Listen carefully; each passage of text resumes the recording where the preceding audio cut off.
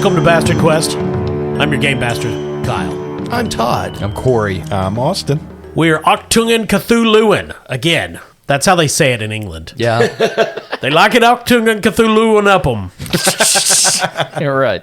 Yeah, now that we have estranged a portion of the planet's island population, let us talk about ACHTUNG CTHULHU. It is World War II Lovecraftian horror RPG from Modiphius 2D20 system. If you don't know what I'm talking about, go to some preceding episodes and learn. Corey, who are you playing in tonight's adventure? I'm playing the combo of Corporal Sarah Walker, the Australian, and her German dog, Operly. Austin? Yeah, I'm Pierre Walsh, a black market dealer and adventurer. Canadian. That goes without saying. Yeah. Does it? Okay. Todd? Yes, his flawless accent should tip you off. All of our flawless accents.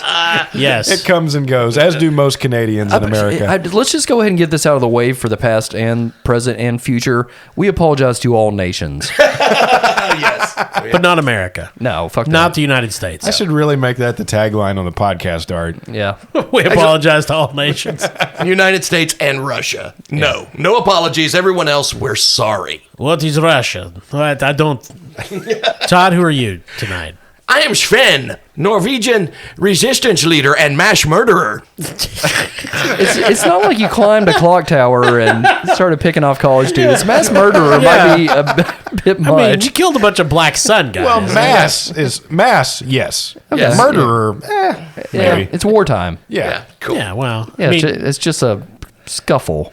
There's a mass pile of Nazis somewhere that are dead, but Yeah. who gives a shit? Yeah, Oh, no, there is no... Sven left no pile. He left them hanging from trees. yeah. Oh, that's right. It was Sure. Christmas. Yeah. Also, he can do magics. He can do magic. But he never does. I was thinking about that. He always goes to the bow and arrow. His magic is so specific Yeah. that it takes like just the right situation for him to be able to use it. This magic only works on people from Finland.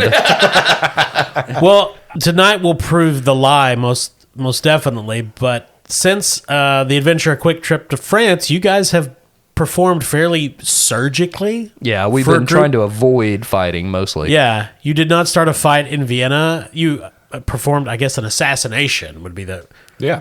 Yeah, thing. the policeman, yes. And then you circumvented 2 or 3 other fights, and you haven't committed any acts of wanton destruction in Rome either. No? Well, we've been saving up. Yeah, that's why I've said it. Tonight it's probably going to go horribly wrong. Set off a dirty bomb or something. Sven will always kill to avoid a fight.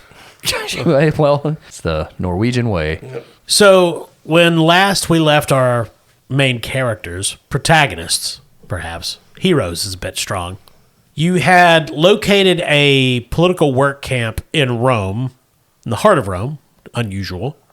Learned they were excavating something of Lovecraftian origin, most likely related to your ongoing search for Atlantean artifacts. And you identified a British agent held at the camp. You infiltrated the camp, made contact with Lucretia, a.k.a. Amanda Powell, and that's when the Black Sun officers showed up and started rousting out the prisoners to continue the dig at night, which the camp had not before been doing. Yeah, Pierre is smack dab in the middle of a conversation with Amanda Powell, and we can currently see soldiers coming for the barracks through the window. Yeah, Pierre is in the prisoner barracks in the camp, talking to Powell. Everybody's being woken up by shouts from outside. There are German troops quick trotting towards the prison barracks, no doubt to move everyone out at gunpoint. Across the length of the camp, in a dilapidated building that abuts one of the fences, is Operly and Sarah. And at the entrance, dressed as a mime, is Sven. Yeah. Sven is doing the mimes. Strange that no one has asked why this mime is armed. Well, even to this day, mimery is a precursor to a prop comic, so it makes sense that he's armed. You know? Right. Yeah. Austin, Pierre is in the most danger. Of course. Sven and Operly and Sarah are in pretty good locations. Yeah. You have less than a minute to do anything before Germans are tromping through the prison barracks, and prisoners are no doubt going to be going out. I mean, these people are exhausted and not in any condition to resist. So when he sees soldiers coming through the windows, Why aren't they coming through the door? he sees them Those through Germans. the windows. That's why they lost the war. It's very inefficient. Refusal to use doors. That's why their Air Force sucked. Getting in and out of planes was stupid. So as soon as Pierre sees them And not through to mention the window, subs. oh, those U-boats. Yeah. So when Pierre sees the German soldiers through the window, he turns to Lucrezia and says, "All right, well, you hold tight for a second. I'm going to see if I can go get me a German officer uniform." You don't see her roll her eyes, but you feel it. Yeah. I mean, I feel that most of the time when I talk That to people. old trope. And she gets up and she's getting ready, putting on her work overalls.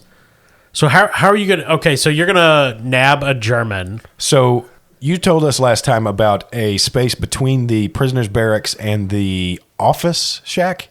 Correct, yes. The prisoners' barracks is on the southern fence. Nearby it, but with some space between, is the site office. And earlier you saw, I believe, you saw the Italian archaeologist Sabina Aloia come out of that before she departed. So tell me about the foundation of these buildings. I'm sure these are like hastily erected, wooden buildings. Yeah. Is there space to like hide beneath them, or am I just going to have to kind of stick to the shadows a little? Yeah, there's space. These buildings are on cinder blocks.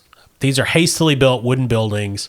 They have steps going up inside of. There's, a foot or two open beneath them for airflow and pipes and what have you. But yeah, it's open.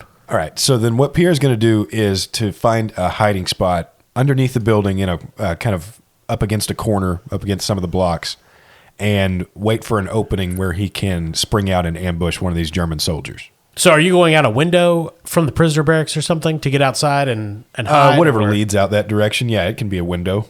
All right. You should go through the latrine. You have stealth, yeah? Yeah. So there's a lot of chaos because there's prisoners filing out, there's guards walking around shouting, and nobody's looking for an unexpected Canadian. That's what it says on Pierre's business card, actually. I'll say that's difficulty 2. Okay. To get so out and get hidden. Okay, so I'm going to make this a coordination and stealth. So my total's 13. Yeah, that's fine. And we have 5 momentum. Wow. Yeah, so I'm going to spend a momentum and give myself a third die. So I'm trying to beat a 13. There's a 6, a 4, and a 15. So 2 successes. Pierre dives out a window on the back of the prison barracks, crouches low behind it, low crawls underneath it. All he can see is dozens and dozens of boots moving around. People are being herded towards the shack that leads to the digs underneath the camp. Again, just shouts of German and Italian. You can see Roscoff Smythe's very shiny boots. And you're just, I assume, waiting for a German trooper that you can cull from the herd to Indiana Jones as. Yeah, really just trying to separate one of the weak ones. Pierre has a bizarre insight. The weak ones. So what does that say about Pierre's body type? I need one of the smaller ones. Okay, what skill are you using to cull? Pierre has a talent called Bizarre Insight. Sure. Where he can actually obtain info he's not supposed to have, really. I'm hoping to be able to kind of get an unnatural sense of orientation amongst this troop of guards and maybe know when one of them is doing a safety sweep around the back or something like that. Okay, so I'll take a threat. Okay. And add it to my pool. And it's 1939. You just wait until one of them goes behind the prisoner barracks to take a piss. Okay. He's smoking a cigarette, humming something in German. Pierre gets out the trusty trank gun and shoots him right in the neck. Roll your attack. Difficulty 1. Okay, that's going to be coordination and fighting. So my total's a 14. That's a 9 and a 7, so 2 successes. We get back 1 momentum. You shoot him, he topples. Pierre catches him just in time to pull the cigarette from his lips.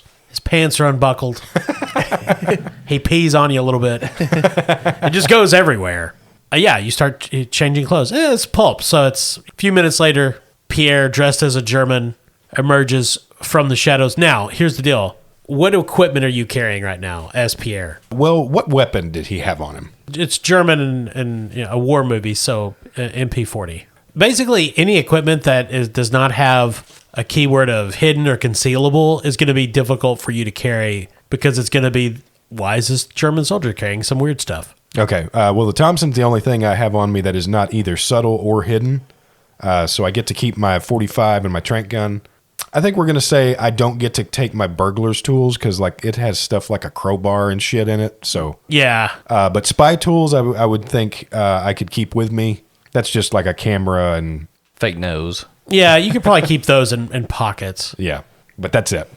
So Operly and Sarah can, and of course Sven, see Pierre emerge from the darkness dressed as a German. Oh boy, Oakley, he's changed sides. Get him! And the Germans start directing the prisoners down to the building that houses the mine shaft, or the dig site, rather. It's not really a mine shaft.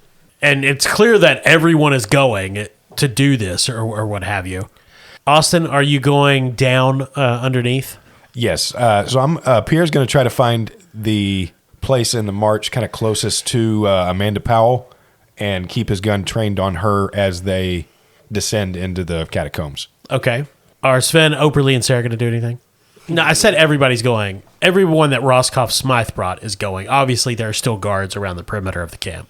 Well, I guess since Sarah and Operly saw him in the German outfit, Sarah instructs the Operly to try to contact him psychically.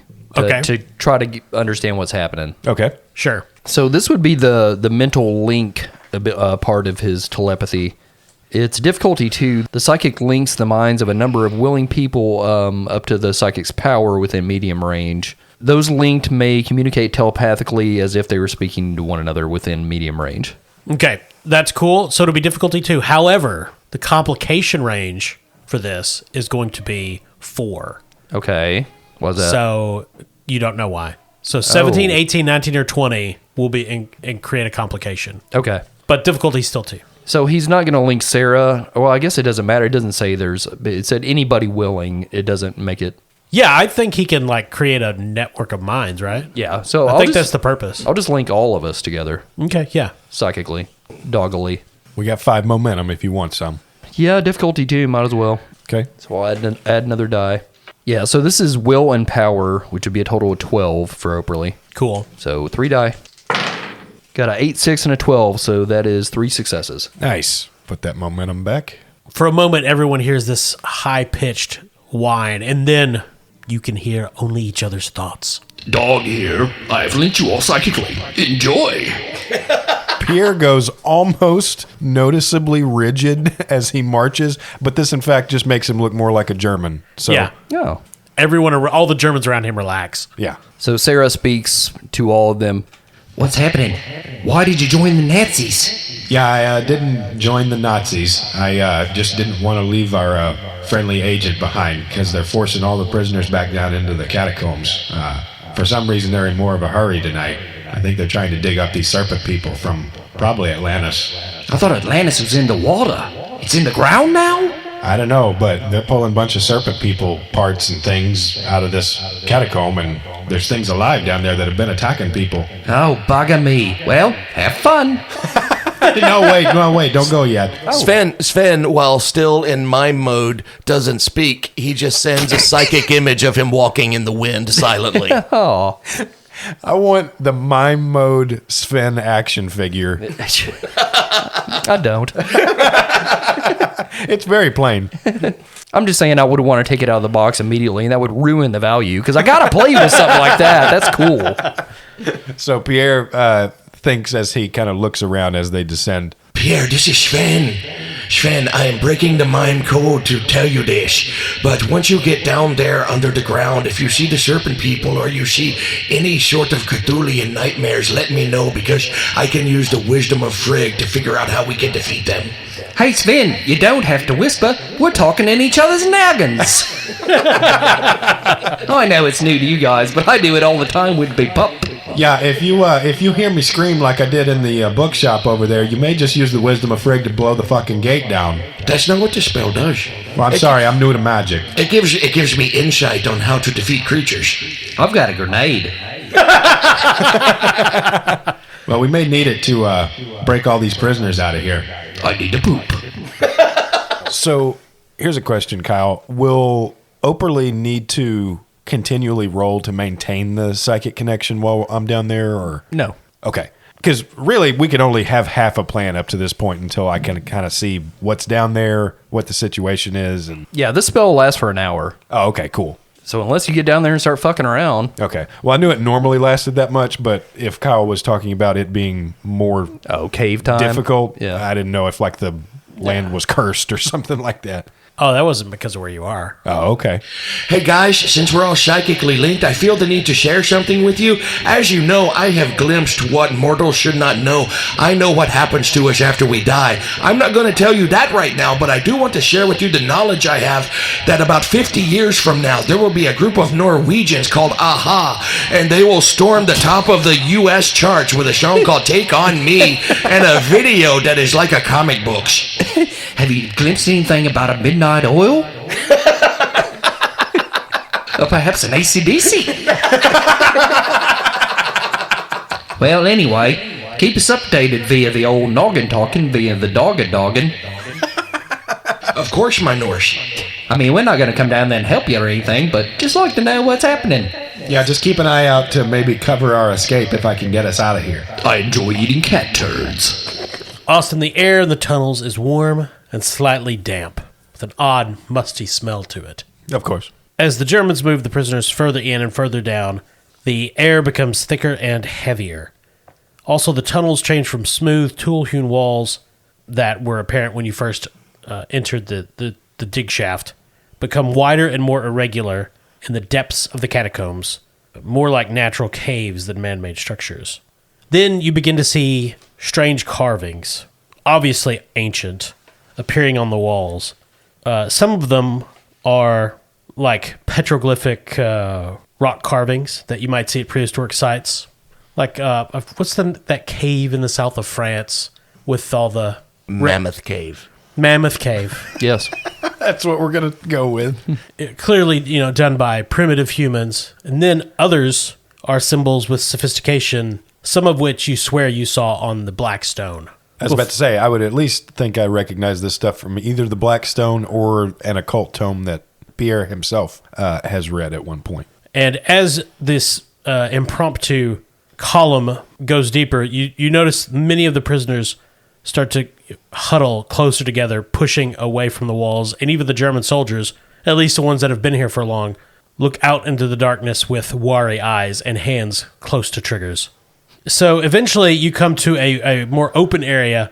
There's a rock wall, or rather a rock wall that collapsed, and Smythe starts sparking orders. It gets translated into Italian. Clearly, the excavation of this cave-in starts getting underway.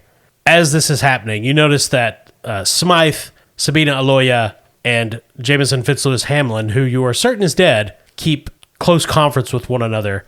And Hamlin is the one who will say something to Smythe, and then Smythe, of course, shouts the order. As the work's going on, you're off to one side, and Lucretia, a.k.a. Amanda Powell, gets close to you, whispers, and says, "This is where there was a cave-in the other day. We had been digging here when some serpent men attacked, allegedly. I was in the back. I heard it more than saw anything." That sounds scary. What caused the cave-in? I'm not sure if it was a grenade that went off or something the serpent men did, but Aloya seemed to think this was close, and apparently the new arrivals agree. It's going to take, you can tell, hours to clear this path, and she, of course, has to get back to work. So is this all kind of at a level down? Is this all kind of just below the ground surface, or have we been going kind of deeper and deeper underground? You've definitely been going deeper. This is way below the street level. Okay. A lot of branching paths in different directions. Yeah, there were a number of them that moved away from whatever path they were following. But we're in kind of a main trunk. Yeah, that's what it seems like to you. I mean, your experience down here is very limited. So above ground, Sven is still near the front gate, I assume, Todd, unless he's moved away. No, he's still there. And Operly and Sarah are in the dilapidated building. And Operly, because he's a dog, notices at first, across the camp, on the fence behind the prisoner barracks, you can see a dark shape push its way through an opening in the fence, kind of crouching through the shadows, avoiding the guard patrols, crouches at the edge of the prisoner barracks, looks around, and then loops back behind the barracks heading towards the mine shaft. And it's a humanoid figure, kind of low to the ground, hunched over, not running on all fours, but it looks like at any point he might start. In a flash of moonlight, you do see a human face. So it's not some feral creature, but it's a man, dirty, you're not sure. Definitely not a German or Italian guard. Or a lizard person. Okay. And he's got something in his hand. You can't tell what it is. It's a bundle of something, not terribly big. And he's half running, half shuffling towards the mine entrance. The guards do not seem to have noticed him. Okay. Alert! There's a dirty shuffling man with a basket. Is it a Yeti? I do not believe it is Yeti, but it could be Sasquatch. What kind of basket you talking about there? It is a bundle or a basket. It could be a gift. Perhaps she is bringing us lunch. I wish it was a rotisserie chicken. I wish it was herring. Wait, you guys. Lucretia said that she had lost track of Pasquino. Maybe he's coming back for her. Is Pasquino covered in dirt? Probably. At this Does point, I mean, he they all are. shuffle? All these people down here look fucking incredibly bad. So the man is wearing what look like dirty prisoner coveralls. Sven is going to take his beret and he's going to hold it out to the two German guards he's been performing for like a tip. I've been doing this for half an hour. Sure. I've been doing baller. a long show. Been doing baller ass mime. And of course they're not going to pay him and he's just going to walk away and he's going to make his way around to the dilapidated house to join up with Sarah and Operly. So Sven slips into the shadows, sneaks around through the dilapidated buildings, and joins Operly and Sarah at their on their floor overlooking the camp. And you're going to sneak into the mines now? Yes. Okay. Are Operly and Sarah going as well? Into the mines? No.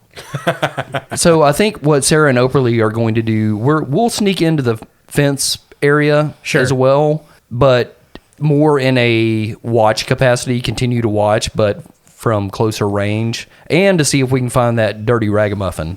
Okay, so you guys roll your stealth. It is only difficulty 1, considering you've been watching the camp for a while, you know the guard patrol, and most of the guards are gone. All right, Sven's stealth is a 2 plus 10 coordination, so target number 12. All right. Am I just rolling Sarah? I mean, Operly's a dog. He's fine. You don't have to roll for him. And he's German. Roll your stealth for Sarah and Sven. Okay. My stealth and coordination is 11. Sarah got an 11 and a 5, so 2 successes. Sven got a 10 and a 16, so 1 success. Cool. You just needed 1. Yep. So you guys, all of you slip through the fence, crawl over the spoil pile in the shadows. And so you can see the quote-unquote ragamuffin in the corner of the shed covering the dig site. And he's squatted down with his back against that building, holding whatever bundle he has and rocking back and forth and muttering to himself. So you guys are a little distance away. He there's no indication he knows you're there. Okay, so Sven's going into the mines. So Sarah and Operly will approach Dirty Boy. Okay, so you guys move, I assume, stealthily. Yes. Across the field.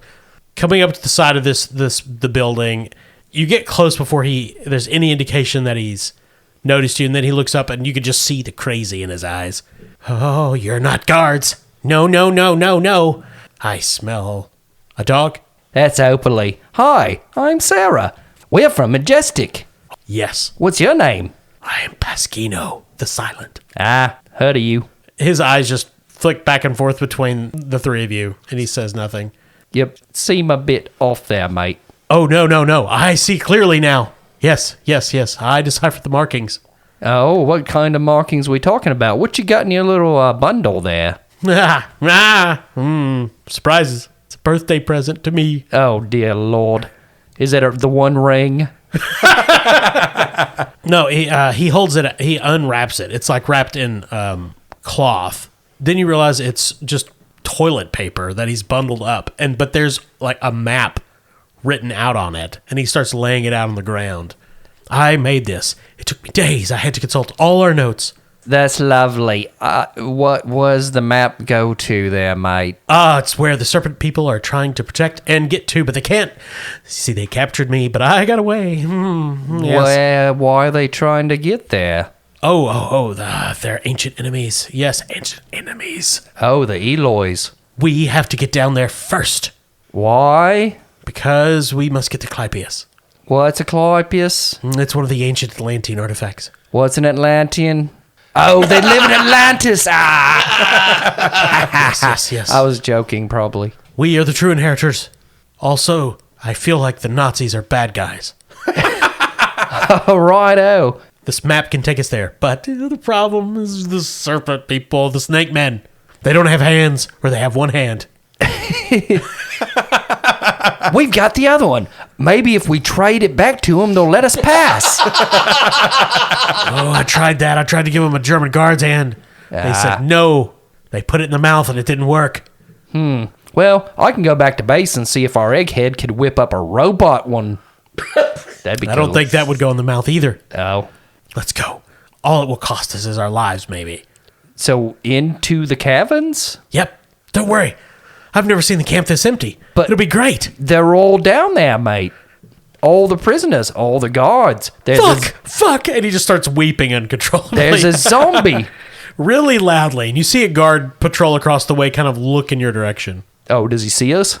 No. You can tell there's two guards and one of them hears something. They're pretty far away at the edge of the fence. Gotcha. We have to try anyway. And he starts gathering up his toilet paper. I don't think we do. It sounds like a bad idea. And plus, I'm not letting my dog die. He can speak to me, but he's also psychically linked with two of my friends that are down there with Lucretia. How are we going to do it? This is the only way down, not counting the other 17. Let's come up with a better plan than just running down there, mate. He's willing to be led away. He's just kind of pitifully crying. Okay, Sarah's going to try to get him out of sight of the guards. Yeah, you guys can hide in the sprawl. She tries to explain. Pile. Yeah, she tries to explain her best that there are agents down there right now. Yeah. Oh, they do ninja chops? No, but one of them's Norwegian. So Sven slips down into the work site, heading down into the mines by himself, Dressed as a mime. As a mime. I forgot about that. So are Sarah and Pasquino and Operly going to stay in the camp, or are you going to withdraw? So Sarah's going to remain upstairs and kind of keep an eye on things. We're still psychically tethered. Yes. She's afraid taking the dirt man down there will be a bad idea because he's not being very quiet and subtle. I'm surprised he's made it this long. So are you going to go back to your position in the dilapidated building? She's going to go like near the fence opening that was created. Okay. It's by the spoil pile, so she can kind of remain hidden behind that, but keep an eye on things. And then maybe perhaps cover their escape if necessary. Or if she hears lizard man fighting noises, she will rush down to save them. Okay, so Pasquino, Operly, and Sarah move to that position. Sven is creeping through the dark. I'm going to say he finds a lantern near the entrance that he can take down. He's following this trail of dozens of footprints. He goes deeper and deeper and deeper, essentially following the path that all the prisoners laid, rounds a corner and sees in the distance the Germans have set up floodlights. There's lanterns hanging everywhere. Of course, before that, he heard the ring of metal tools on stone. They're clearing the excavation. In the distance, you can see Pierre, disguised as a German, kind of up against the wall, with his back to a wall, trying to look incognito. There's dozens of prisoners, dozens of German soldiers in this large main trunk working. They haven't noticed his hockey hair coming from underneath his helmet yet. Not yet. Sven is stopped peering around a corner. But yeah, you can see what they're doing. And we are still psychically tethered. Yes. All right, where are you guys? Sven is right here. I'm around the corner. I can see everything. I'm in the catacombs. Oberly and me are upstairs. We found the dirt man. It's the other agent. Amazing. Okay, so that means all we got to do is get Amanda Powell out of here and maybe just bury this whole fucking mine shaft. And that's problem solved in my book. That's what we say in Canada. Wait, you mean to kill all the prisoners too? I'd love if we could get them out of here. How many guards are we looking at down here? 50. Cool. Oh, God. Here's what you do. remain hidden down there, but secretly, for months and months, create an uprising. Train them secretly, and you can carve little pieces of bed into weaponry. The key to succeeding this is organizing. And patience. Yes. Well, I'm starting to think we're not the ones that are going to stop this excavation. But if we can get the agents out of here, they can give us enough intel to bring back the rest of Majestic and the rest of the British Secret Service and take this place down. Sven, I wonder if you could help me get hold of another guard's uniform. So while Sven is considering this, he shuttered his lantern, of course, when he got close, because there was enough light that he could see. And so he's in the shadows, but drifting also from the shadows, from adjoining corridors that the Germans haven't yet caught on, His are lizard lips. Call back. a ninja from old Maine, These lizard men are all my children, sir. or humanoid figures with the bodies of men and the heads of terrifying snakes. They have yellowed eyes, forked tongues. Are these the lizard men we've been talking about? Yes. Okay, Turns got out. Actually, these are a different group of These are the serpent the thing men. salamander buddies. Yeah, these are the friendly ones. They're here. They're kind of like Hare Krishnas. Yeah. The iguana chaps. Yeah. Hey guys, you're looking for the Calliopas? Yeah. It's the Gila guys. Hey, we're the snake folk, not the serpent man. Totally different. Please, we'd like you to have this flower. Anyway, we're doing a barbecue, and if you guys just no machine gun in the face. Just say no to drugs. There are many serpent men coming out of the shadows. An Ophidian enemy about to launch a surprise attack against the unsuspecting German soldiers of the Black Sun. Sven has a plan. Oh dear God! I think this one's pretty good, though. Sven is going to watch the... Watch the bloodbath and then slip away. Yeah, that sounds fun. No, he is going to wait for the serpent men to attack the German guards. And once they are engaged, he is going to use his Hammer of Thor spell, which is an area effect. Sure. I focus on one single entity, bring the hammer down, and like lightning and like thunderbolts and like crazy shit happens. Yeah. And it's Mjolnir, and Right. not only targets that one person, but everyone within a certain area of them, to create some chaos. And maybe when that happens, Pierre Punch a hole for us to get through. and Lucretia can get through and get out. Okay. Hi, that sounds like a great idea there to me, buddy.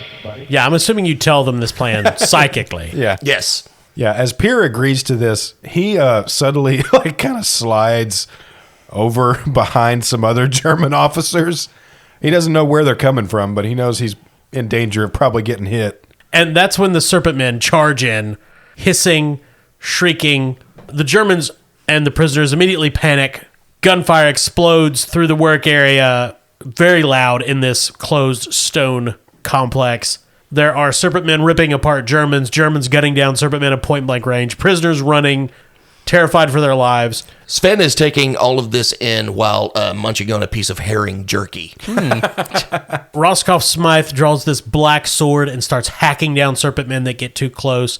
Lucretia is stunned, staring, as too many prisoners are at the madness. So Pierre seizes her by the back of her kind of work coveralls and is like, "For the love of T-hose, get your ass moving." So, Austin, what skill are you using to navigate the bedlam of this battlefield with Lucretia in tow? All right, we're going to say this is fighting to actually shoulder his way through and coordination. Okay, works for me. So that's a target number of 14. Difficulty 4. Difficulty 4. Okay, boy. well, Sure. we've got 7 momentum. So I'm going to spend 3 of them and get 2 extra die. Yeah, this is the chaos of a pitched battle underground. So there's nothing we can do to help here? If you have some really good ideas, maybe. But, Oprah Lee and Sarah, of course, above ground and don't have a visual of what is going on. Yeah. You can do it. She shouts. Does that help? It helps morally. And Pasquino is just muttering weird things in a language none of you understand. He is somehow in the psychic connection, by the way. Oh, okay. I didn't know you were part dog. You can hear my thoughts! I thought it was only me and the mole man! All right, so then I'm rolling 4 die. Yes. Can Sven help? How is he helping?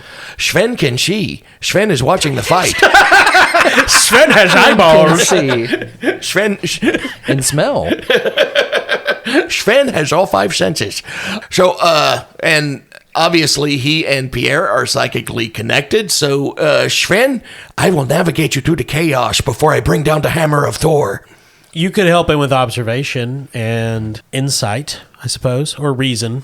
Either would work. Okay, so we'll use insight and observation. That's an 11. Okay. Cool. Roll So- a d20. Sven rolled a 13. Oh, So, all right. I mean, there's flickering lights, lots of shadows, lots of people running around. It is mass hysteria. All right. So then I've got 4d20. Target number was a 14. My rank in fighting is a 3, by the way. okay, so Sure. it increases your crit range, right? Yep. And I rolled a 3 Ooh. Well, that's good. That's and an two. 8 Ooh. and a 10 Yay! and a 15. Oh. So that one's not so good, but I got 4 successes. Nice. So Pierre and Lucretia push their way through, stopping to fight here and there when they have to, getting as far as they can before it's going to be up to Sven and, well, the might of Thor. So Pierre's running through, firing off of his MP40 at different times, and just when it looks like they're surrounded, he psychically calls out, "Yeah, burn it there, Sven." Let me explain what the Hammer of Thor does really quick.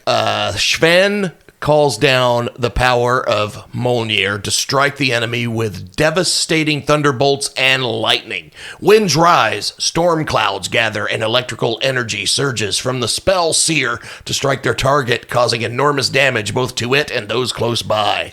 Sven takes a look at the situation, and he finds a large clump of serpent people and Germans, and he focuses in on that.